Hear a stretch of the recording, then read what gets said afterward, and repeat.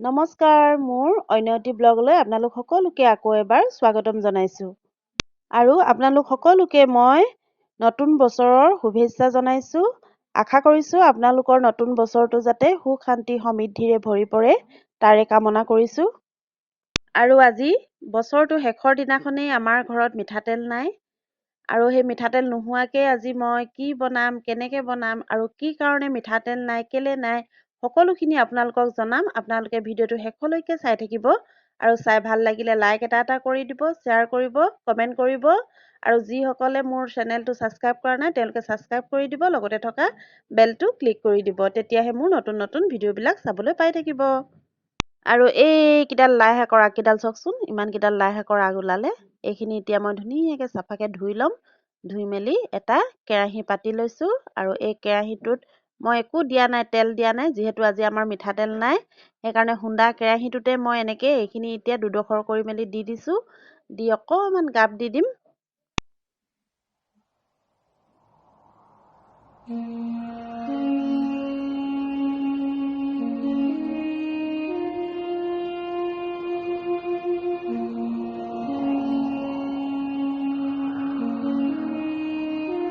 আৰু এতিয়া অকণমান লাই শাককেইডাল সামৰি যোৱাৰ পিছত মই অকণমান নিমখ দি দিছোঁ সোৱাদ অনুসৰি।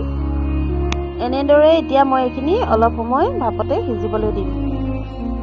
আৰু আনফালেও মই দালি, ৰঙালাও, ফ্ৰেঞ্চবিন, আলু বইল কৰি বনাই থৈছোঁ।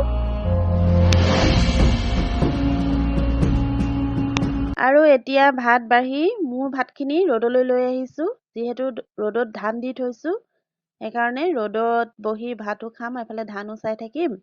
আৰু ৰ'দত বহি ভাত খাই কোনে কোনে ভাল পায় বাৰু ঠাণ্ডা দিনত? মোৰ কিন্তু খুব ভাল পাওঁ ৰ'দত বহি ভাত খাবলৈ।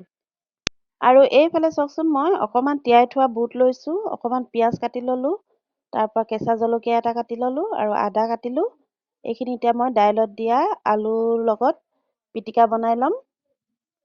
আপোনালোকে বাৰু কেঁচা বুট এনেকৈ ভাতৰ লগত খায়নে কেতিয়াবা? মই কিন্তু খাই ভাল পাওঁ। বুটটো একেবাৰে কোমল হৈ গ'লে ভাল নালাগে, অকণমান এনেকৈ টাইট টাইট হৈ থাকিলে ভাল লাগে। মই তেনেকুৱাকৈ তিয়াই মেলি লৈছোঁ এইখিনি এতিয়া। আৰু আপোনালোকে ভাবিছে চাগে মিঠাতেল কেলৈ খোৱা নাই, কম বুলি কৈছিলে, এতিয়ালৈকে কোৱা নাই। এতিয়া মই কৈ দিছোঁ শুনক, আমি কি কাৰণে মিঠাতেল খোৱা নাই। কাৰণ আমাৰ পৰিয়ালৰ এজন মানুহ ঢুকালে, সেইকাৰণে আমি মিঠাতেল খোৱা নাই। 3 দিন হৈ গ'ল, 3 দিনৰ যিটো তিলনি কাজ কৰে সেইটো কৰিলে। এতিয়া আমি 10 দিন নোহোৱালৈকে এনেকৈ বইল ভাতে খাই থাকিব লাগিব, তেল নোহোৱাকৈ। সেইকাৰণে আমি এতিয়া বইল ভাতে খাই আছোঁ। আৰু 1 জানুৱাৰীটো এনেকৈ পাৰ কৰিব লাগিব, একেবাৰে আৰু মাঘৰ বিহুটোতে ভালকৈ খোৱা হ'ব।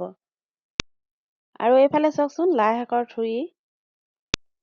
আৰু এনেদৰে কিন্তু বইল ভাত সাঁজ খাই খুব ভাল লাগিলে।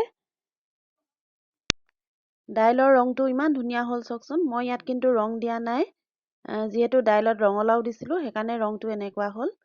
আপোনালোকেও যদি কেতিয়াবা তেল নিদিয়াকৈ খাই এনেদৰে বনাই খাব পাৰে, খুব ভাল লাগিব খাবলৈ। বিৰহী জোনা কবিতাৰ সন্দেহ স্নিগ্ধ অনুৰাগ কিয় জানিতে